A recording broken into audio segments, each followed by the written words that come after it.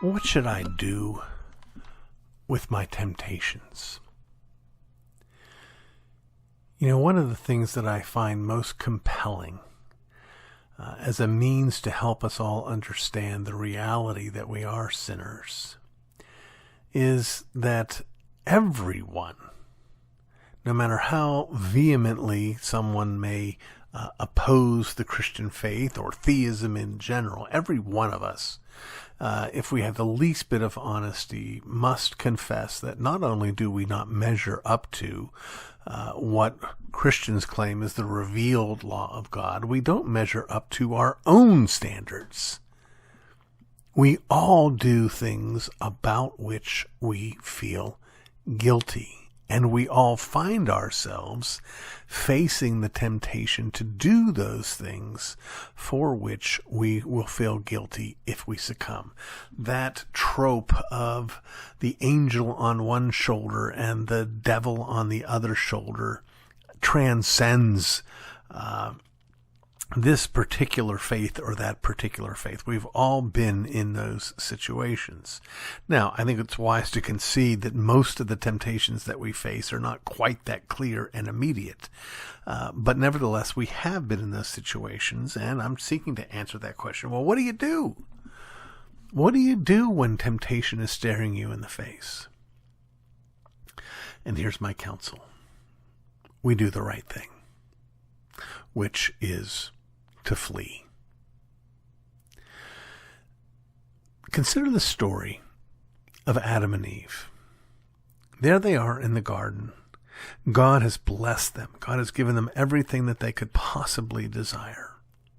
And along comes this serpent, and he engages Eve in conversation. Do you think, as you're reading this story, if you had no familiarity with it, would you be thinking, oh, this is going to end up just fine? Or would you think, oh, no, this is not good? You can see the train wreck coming. Nothing good is going to come out of this conversation.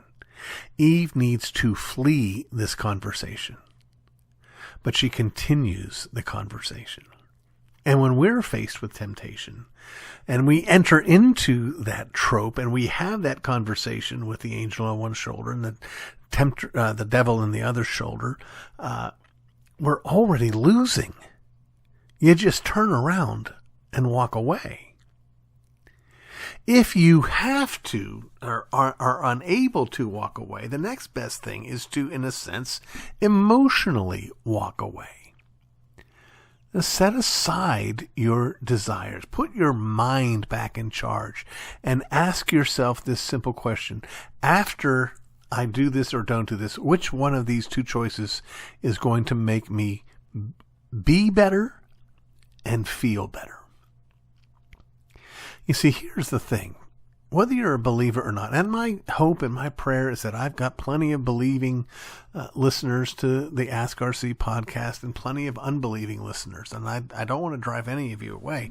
If you are an unbeliever, I want to tell you a little secret about God's law.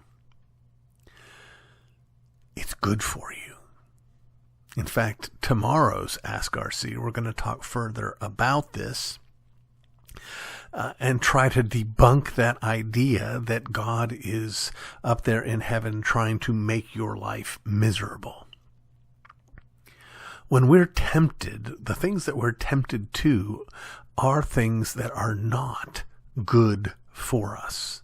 Not simply because they might make God mad, but because they don't fit what we were designed for. That's why you flee. If you're an unbeliever, the best thing you could possibly do is strive as hard as you can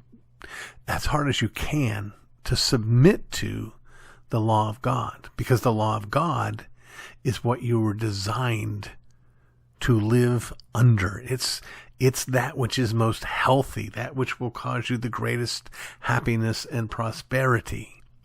And every temptation, you got to understand this, whatever the devil says he's offering, he will not give you.